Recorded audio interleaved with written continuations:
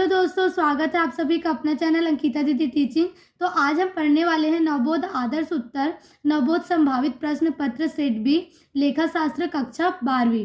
तो जो हमारा क्लास 12th है उसका अकाउंट सब्जेक्ट है, ठीक है। तो उसका हमको आदर्श उत्तर के द्वारा 4 सेट में क्या मिला है, इंपॉर्टेंट क्वेश्चन मिला है, ठीक है। तो जो हमारा सेट ए है वो कंप्लीट हो चुका है, ठीक है। और आज हम सेट बी के बारे में पढ़ने वाले हैं और सेट बी का भी क्लास 1 हो चुका है, ठीक है। तो अगर आप लोगों ने उन सभी वीडियो को नहीं देखा होगा तो मैं वो सब वीडियो का लिंक इस वाले वीडियो के डिस्क्रिप्शन में डाल दूंगी, तो उन सभी वीडियो को भी आप आसानी से देख सकते हैं, ठीक है। तो आज हम पढ़ने वाले हैं प्रश्न क्रमांक 8, ठीक है।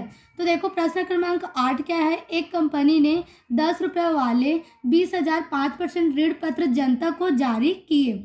संपूर्ण राशि एकमुश्त प्राप्त हो गई। कंपनी की पुस्तकों में आवश्यक लेखे कीजिए। तो हम प्रश्न को एक बार आराम से समझते हैं, ठीक है। एक कंपनी ने 10 रुपये वाले 20,000 5% ऋण पत्र जनता को जारी किए।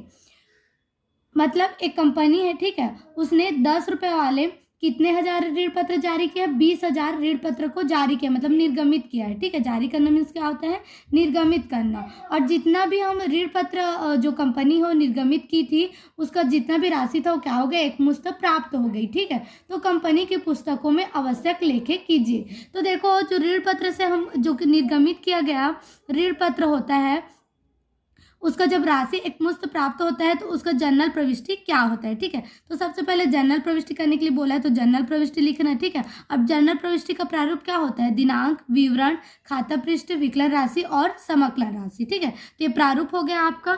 अब उसका एंट्री क्या होता है, जब भी हमको संपूर्ण राशि एकमुश्त प्राप्त हो जाती है तो बैंक खाता क्या हो जाता है, विकलन, क्योंकि जो अमाउंट है वो किस में आएगा, बैंक में आएगा, तो बैंक खाता क्या हो गया, विकलन हो गया, ठीक है। और किसके मतलब किसके द्वारा आएगा जी, ऋण पत्र के द्वारा आएगा ना, मतलब इसलिए 5% ऋण पत्र खाता से हो जाएगा, ठीक है। हमेशा याद रखना, जब भी आपको ऋण पत्र की राशि एकमुश्त प्राप्त हो जाएगी तो आपका जनरल प्रविष्टि क्या होगा, बैंक खाता विकलन, और आपका जितना भी जो भी ऋण पत्र का नाम होगा वो ऋण पत्र का नाम हो जाएगा। जैसे कि ये ऋण पत्र का क्या नाम है, 5% ऋण पत्र खाता से, तो 5% ऋण पत्र खाता से आ गया, ठीक है। अब देखो इसका अमाउंट कैसे करोगे, आपका टोटल ऋण पत्र था कितना, 20,000, और हर एक का मूल्य कितना था, 10 रुपये। तो सभी क्या हो गए, निर्गमित हो गए और सभी का राशि भी हमको प्राप्त हो गए। तो 10 और 20,000 का गुणा करोगे तो कितना हो जाएगा, 2 लाख रुपये हो जाएगा, ठीक है। तो बैंक खाता में कितना आ गया, 2 लाख, और ऋण पत्र खाता से में भी कितना आ गया, 2 लाख आ गया, ठीक है। तो 20,000 ऋण पत्रों पर 10 रुपये प्रति ऋण पत्रों की संपूर्ण राशि आवेदन के साथ एकमुश्त प्राप्त होने पर, ऐसा आपका क्या आ जाएगा, नरेशन आ जाएगा, ठीक है। अब प्रश्न क्रमांक 9 देखो।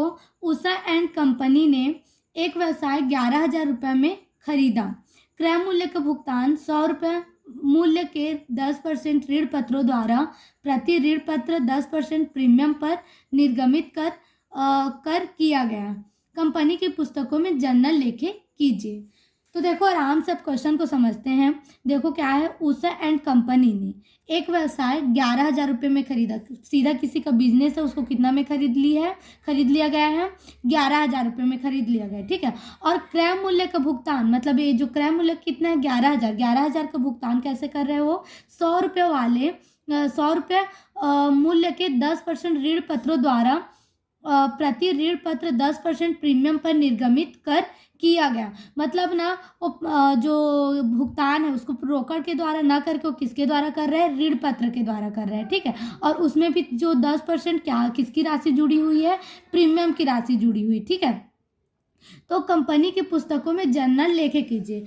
तो देखो जब भी हम ना क्या बोलते हैं, कोई भी चीज़ को या फिर कुछ बिजनेस को हम किससे क्रय करते हैं, ऋण पत्रों के द्वारा क्रय करते हैं ना। तो सबसे पहले हमको ऋण पत्रों की संख्या ज्ञात करना पड़ता है कि उतना अमाउंट को हमको भुगतान करने के लिए कितना सारा ऋण पत्र देने की आवश्यकता है ना। तो उसको निकालना पड़ेगा ना जी, उसका संख्या कितना है करके, है ना। तो सबसे पहले ऋण पत्रों की संख्या निकालना। तो ऋण पत्र की संख्या निकालने का सूत्र क्या होता है, ऋण पत्रों की संख्या बराबर क्रय प्रतिफल की राशि बटा ऋण पत्र का निर्गमित मूल्य होता है, ठीक है। अब देखो क्रय प्रतिफल की राशि कितनी है, 11,000। आपने व्यवसाय को कितना में खरीदा है जी, 11,000 रुपये में। तो आपका कितना आ गया, 11,000 रुपये आ गया। और इसके लिए आपने कितना रुपये वाला ऋण पत्र का भुगतान करने के लिए तय किया है, 100 रुपये वाले। तो 100 रुपये आ गया, और आपने 10% प्रीमियम भी जोड़कर उसको भुगतान कर रहे हो, है ना।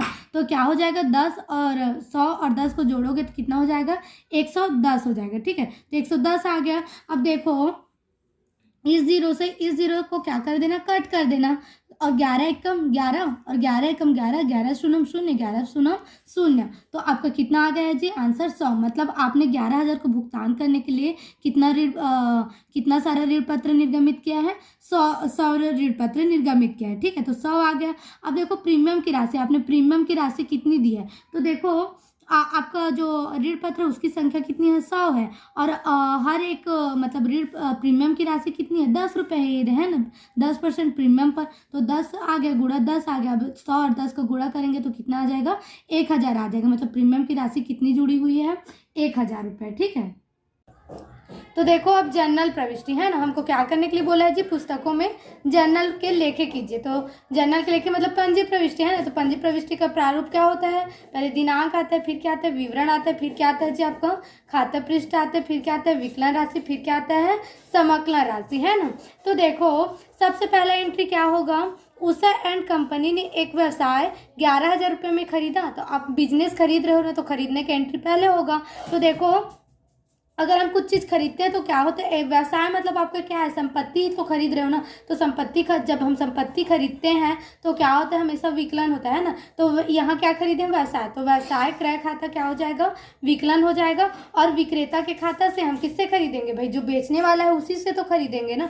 तो विक्रेता के खाता से। अब यहाँ किसी भी विक्रेता का नाम दिया है क्या, नहीं दिया है। तो क्या हो जाएगा, विक्रेता खाता से हो जाएगा। ठीक है, नरेशन क्या हो जाएगा आपका, व्यवसाय क्रय किया गया। ठीक है, अब व्यवसाय का मूल्य कितना था जी, 11,000 था। तो 11,000 आ जाएगा, 11,000 और विकलन में भी आएगा, और 11,000 कितना आएगा, समकलन में भी आएगा। ठीक है, अब सेकेंड एंट्री क्या होगा जी, अब देखो अब क्रय तो कर लिए, तो क्रय का एंट्री हो गया। अब उसके बाद क्या करेंगे, भुगतान करेंगे, है ना। तो भुगतान किसको होगा, विक्रेता को होगा। तो विक्रेता को क्या मिलेगा, ऋण पत्र मिलेगा, है ना। तो ऋण पत्र जिसको मिलेगा वो क्या होगा, विकलन। तो विक्रेता का खाता क्या हो जाएगा, विकलन, क्योंकि इसको ऋण पत्र मिल जाएगा, है ना। इसलिए अब क्या किसके द्वारा भुगतान करेंगे, ऋण पत्र से भुगतान करेंगे ना। तो 10% ऋण पत्र खाता से, हमारे ऋण पत्र का क्या नाम है जी, 10% ऋण पत्र खाता नाम है ना। तो 10% ऋण पत्र खाता से हो जाएगा। और किसमें निर्गमित किए थे, प्रीमियम पर, है ना। मतलब प्रीमियम पर भुगतान किए थे, तो प्रीमियम खाता से। प्रीमियम क्या होता है, हमेशा समकलन होता है। तो समकलन आ गया प्रीमियम खाता से। अब देखो हम लोग प्रीमियम की जब राशि निकाले थे तो कितना आया था, 1,000 रुपये आया था ना। मतलब 10 रुपये वाला आपका प्रीमियम की राशि कितनी है, 10 रुपये। और आपका ऋण पत्र का जो ऋण पत्र का मूल्य है वो कितना है, 100 रुपये। तो 10 और 100 का गुणा करोगे तो कितना आ जाएगा, 1,000 रुपये आ जाएगा, है ना। तो प्रीमियम में कितना आ गया, 1,000। और क्या बोलते हैं, अब 1,000 को 11,000 में घटा दोगे तो कितना बच जाएगा, 10,000। तो 10,000 क्या आ गया, ऋण पत्र खाता से। और 1,000 रुपये क्या आ गया, प्रीमियम खाता से। तो आपका अब नरेशन क्या हो जाएगा, क्रय प्रतिफल में 10% ऋण पत्रों का निर्गमन किया गया। ठीक है, आया समझ में। तो आज का हमारा वीडियो यही समाप्त करते हैं। ठीक है, अब आगे का क्वेश्चन नेक्स्ट वीडियो में करेंगे। तो वीडियो समझ में आए, वीडियो पसंद में आए तो वीडियो को लाइक कीजिएगा और चैनल को सब्सक्राइब कीजिएगा। ठीक है, थैंक यू।